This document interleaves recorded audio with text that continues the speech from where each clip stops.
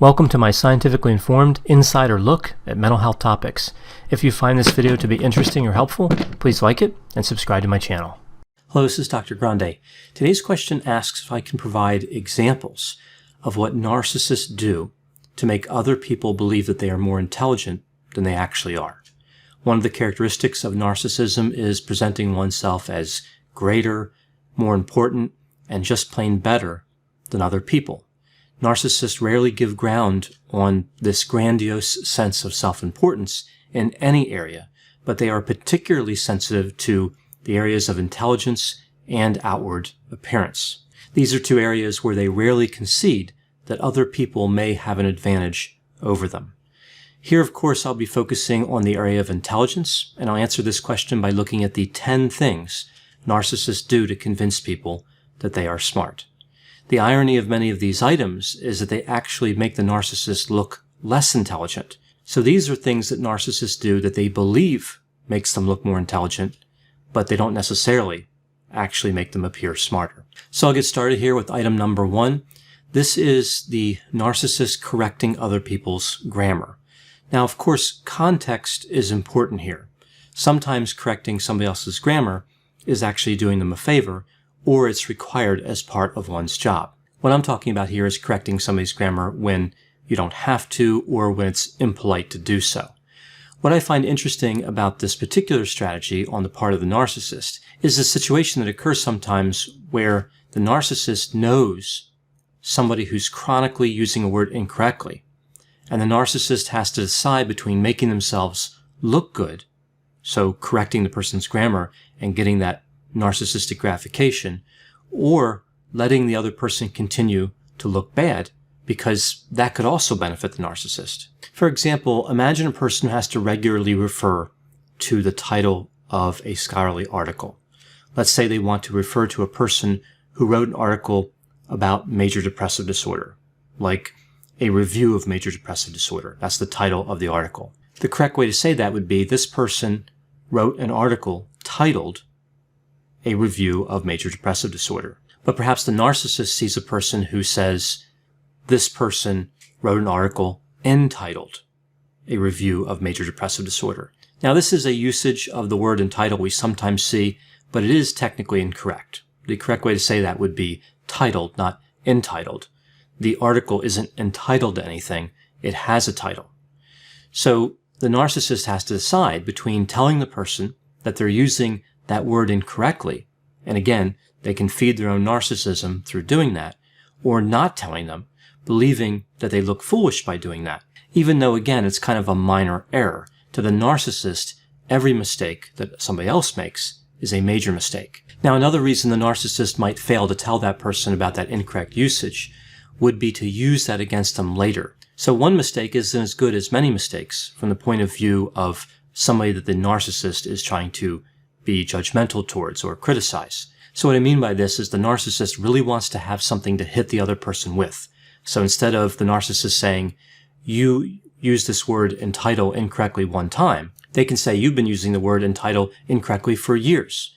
So they're sort of saving up the mistakes to get that embarrassment factor higher. So again, this just creates an interesting situation. The narcissist has to choose really what type of satisfaction they try to get in this area of correcting other people's grammar. Moving to item number 2, this is using words incorrectly. Of course, the irony here is that the narcissist tries to correct other people's grammar, but they often use words incorrectly themselves. This is particularly true of technical jargon outside the narcissist field. They often pick up on words that are used in other fields that people wouldn't recognize, and they try to use those words themselves to make themselves look more intelligent. They know that only a small number of other people would pick up on that, so again, it kind of makes them distinct, makes them special.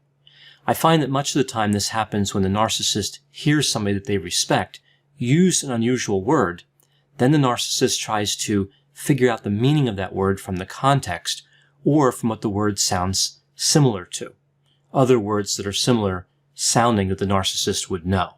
They are so desperate to impress that they don't bother to look up what the word actually means before they use it, right? So we see kind of an impulsivity piece here. and of course a high level of self-confidence. Because they are so important, because they are so great, they can't make a mistake, so they must be using the word correctly. I've seen many examples of this in the mental health field specifically. There are a number of words used in the mental health field that aren't particularly common in daily usage. And what really stands out to me is when the narcissist uses the word in a way that's way off, rather than a common or understandable mistake in terms of using that word. So a couple of examples that I've seen, there's this word phenomenological. I've seen a narcissist use this to mean phenomenal, like phenomenological is a better version of the word phenomenal. Of course, it doesn't mean that. It's the study of structures of consciousness as experienced from a first-person point of view. It's a pretty common word when talking about qualitative research. Another word I've seen misused by narcissists is ideological. I saw an example where somebody said that it was related to eating, I guess because of the first part of that word, ideological. Actually, of course, ideological means causing or contributing to the development of a disorder, right? So they just hear the word and they make an assumption about what it means. And then again, without researching it, they just start using it. Item number 3, they try to talk about areas where they believe other people don't have a lot of knowledge. This is a popular tactic with the narcissist. They will study one area that they believe that another person wouldn't know anything about, and then they'll keep moving the conversation back to that area. For example, let's say that a person doesn't know a lot about cooking. I can connect with this example because I don't have any experience with cooking. I couldn't tell you anything interesting about that topic. So any level of knowledge about cooking is going to seem impressive from my point of view. So in a situation like that, when the narcissist figures this out, they talk a lot about cooking because they know they can make mistakes and the other person is not going to know any better. The narcissist can look smart and not really have to know a tremendous amount about that topic. Again, they'll study it a little bit, but they don't really have to know a lot about it. Maybe some of the technical jargon, like I talked about before, and a few other things they learn, they put that together and make themselves out like they're an expert in that area. What I find really interesting in these situations is when the conversation is interrupted by a third party who does know something about that area. All of a sudden, the narcissist doesn't want to talk about that topic anymore. They no longer seem smart, and they run the risk of their own limited knowledge being exposed. So they just change topics or leave the conversation. Item number 4, the narcissist supports a position even though the evidence is against it. This is a fairly common tactic. Narcissists tend to overcommit to ideas to protect their ego. So really, narcissism doesn't necessarily have a relationship to openness to experience. A narcissist can be high in this trait. They can appreciate the arts, they may be intellectually curious, they can certainly have a lot of fantasy, but they still have a blind spot when it comes to their own value and importance. A grandiose narcissist tends to be rigid in terms of their thinking in this area. Now, a vulnerable narcissist does tend to process criticisms, and they feel shame and resentment, but they still often defend a bad position either way. So the narcissist will find information, maybe even from a scholarly article, that supports their position. Perhaps it supports an idea that they've been in favor of a long time. So I'll use an example of a made-up therapy, ABC therapy. Let's say that this therapy helps people recover from feelings of sadness. So the narcissist is committed to the idea that ABC therapy is successful. They go out and they find information that supports their commitment to this modality. This is called confirmation bias. Someone doesn't have to be a narcissist to do this, but the narcissist takes it one step further. When they clearly see evidence that refutes their theory, they know that their theory is now unsupported, but they don't want to make it appear like they committed to an idea that wasn't correct. For them, if they change their mind, they believe that's going to be viewed as a weakness. They're going to look less intelligent because they committed to an idea that was later found to not be correct, even though changing one's mind in the presence of new evidence is actually a sign of intelligence. It's flexible thinking. When the narcissist is unable to win on the basis of evidence, they switch to other tactics, which brings me to the next item. Item number 5, attacking people who have different views than them instead of arguing based on actual evidence. Let's say the narcissist knows that they can't win a particular argument. They will attack the people who support the opposite position. Often they'll try to find one mistake that the other person made and then overgeneralize that to every situation. For example, they look at someone who once misspelled a word and they say, if that person can't spell that word right, I wouldn't trust them with anything. That person made a mistake, therefore they've lost all credibility. I've heard this many times from narcissists. Losing all credibility can, of course, happen, but it's not an everyday event. But if you talk to a narcissist, you get the impression that people lose all credibility all the time, right? Perhaps even several times a day, right? So it's just taking, again, one small mistake and trying to really stay with that to undermine somebody's credibility. And this is simply for the purpose of the narcissist not having to admit that their position is unsupported. Now moving to item number 6, this is blaming someone else for their incorrect belief. So sometimes even the narcissist can't deny they have backed a poor position. They have made a mistake. And instead of owning that, instead of learning from that, they blame someone else. And they believe this makes them look more intelligent, when of course it really doesn't. So they might say something like, I was given misinformation, or that person who gave me this information was trying to make me look bad, or something like, there was a conspiracy to make me look foolish, right? Anything but just simply owning the mistake, which would be a lot easier and I think would make them look a lot better. Item number 7 is fairly straightforward. This is simply using words like logic and reason. Like simply saying those words makes their argument better, right? It sounds good, but it really doesn't help somebody's argument. So if a narcissist is arguing, they might say, look, I'm just attempting to be logical. Let's just be reasonable. I'm the voice of reason, or I only make logical decisions. Again, they're just saying these things. They're just saying essentially, I'm right. They're not really backing it up with any evidence. But by including the words logic and reason, they're trying to get the high ground in the argument. Just saying those words, of course, is not enough to establish an argument, right? To use logic and reason, you have to do more than saying, hey, I'm using logic and reason. But again, this is what the narcissist does. Moving to item number 8, this is when the narcissist discounts constructs that are connected with intelligence. And these are constructs the narcissist doesn't have. There are a lot of different ideas connected with intelligence, and that's what I'm really talking about here. For example, if the narcissist is not successful, and they see another person who is successful, and of course we know success is associated with intelligence, the narcissist will say, success is just a matter of luck. So they'll discount that another person is successful. If they see someone who has a higher level of education, they might say, well, anyone can get a piece of paper, right? Just again, being dismissive of these elements associated with intelligence. They also make incorrect assumptions about the types of intelligence. There are several types of intelligence, but the narcissist only values the types of intelligence that they believe that they have. I've seen this play out before between verbal and performance, right? Two major types of intelligence.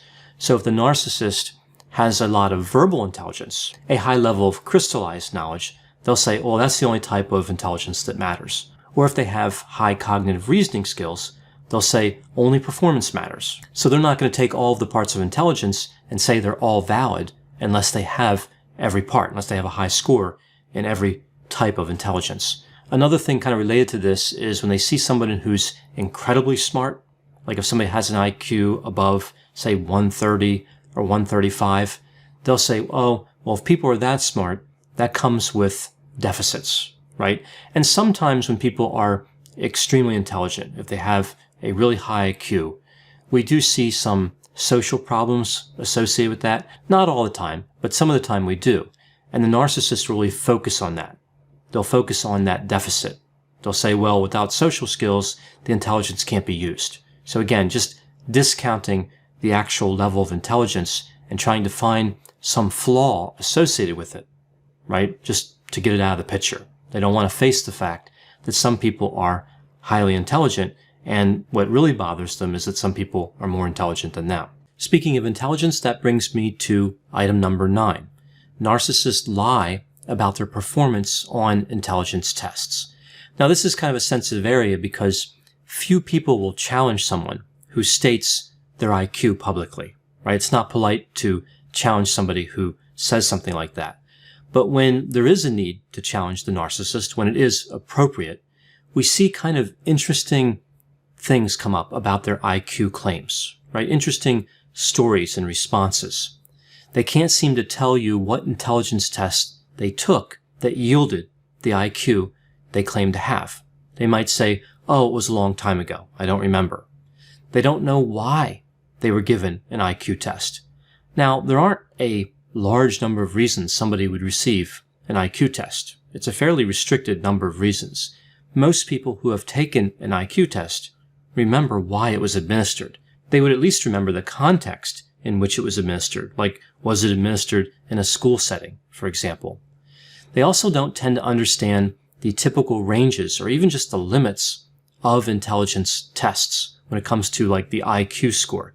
They don't understand how these ranges work. Functionally speaking, if somebody has an IQ of 120 or 130, it doesn't really matter how much higher that score gets. People in those categories tend to function similarly. So if somebody has an IQ of 120, they're going to function pretty similarly to someone with an IQ of 130, 140, or even higher. So narcissists fail to appreciate that distinction, and the actual limit of an IQ test, depending on the IQ test, is somewhere around 160. Some go up as high as 170, and in certain situations, we see tests that go up a little bit higher, but it doesn't really get much higher than that in terms of the upper limit of what the test can actually return as a result. But I've heard narcissists say they have an IQ of 200, 250, 800, and even 15,000. That's a lot of IQ points. That's enough to supply like a whole group of people, right? 15,000. There's no IQ test that has that type of result possible. And of course, really none that even go up to 200, right? 200 is out of the capability of the test. What's more, even conceptually, somebody can't really have an IQ higher than 200, right? We don't know what the highest IQ in the world would be, but one theory is that it really can't be much higher than 200. So even if a test was capable of returning a result higher than that, it wouldn't really matter. Nobody's going to score higher than that level. The last part of this item 9 with the lying about intelligence part is the narcissist doesn't remember who administered the test either, which again seems a little bit unusual when you put that together with all the other memory failings that I've talked about. I've heard narcissists say, well, it was some person, right? Like that really narrows it down, as if I suspected it was not a human being that actually gave them the test. Although somebody's IQ is 15,000, who knows? Maybe an alien life form came from another planet and gave them some special IQ test that we don't have available here. This takes me to item number 10, the last item here. This is pretending to understand material they clearly don't understand and would have no reason to understand. So the narcissist really pretends to know everything. There's no subject they haven't studied. They will not be outdone. You rarely hear something like, I don't know the answer to that. I'll have to go and look into it. Rather, they immediately provide you with an incorrect answer, right? So the phrase that comes to mind here is with a narcissist, you rarely have to wait for an answer, but it's always the wrong answer, right? So if you're going to get the wrong answer, you might as well get it quickly. And that's something the narcissist does well. If they take the time to do their homework, to look into something, that's admitting they don't know everything. And that's not acceptable to the narcissist. Interestingly, this tactic can actually work in the short term, right? For the narcissist, this one can pay off. If they pretend to know everything and they're only being questioned for 10 seconds or 20 seconds, some people might believe, oh, they really do have knowledge about a broad variety of topics. It's the depth that isn't there, right? If somebody talks to them for 5 minutes or 10 minutes, they start to realize this person really doesn't know everything they claim to know. So those are 10 things that narcissists do to appear smart. Again, with many of these items, we can look at them and see that they're not really going to work for the narcissist. The narcissist believes in those strategies, but they might not actually pay off. They might not actually make the narcissist appear to be smarter. But either way, these are elements that we see, and as I mentioned, some of them are quite common. When encountering a narcissist and dealing with these types of situations, sometimes it's better just to disengage, right? Like in terms of arguing and talking about their IQ and all this, a a lot of times it just makes more sense to move away from the situation and kind of let them do what they're going to do. Narcissists will go to great lengths to ensure that they protect that ego, and that can be hazardous for people around them. I know whenever I talk about topics like narcissism and how narcissists appear, there will be a variety of opinions. Please put any opinions and thoughts in the comments section. They always generate an interesting dialogue. As always, I hope you found my analysis of this topic to be interesting. Thanks for watching.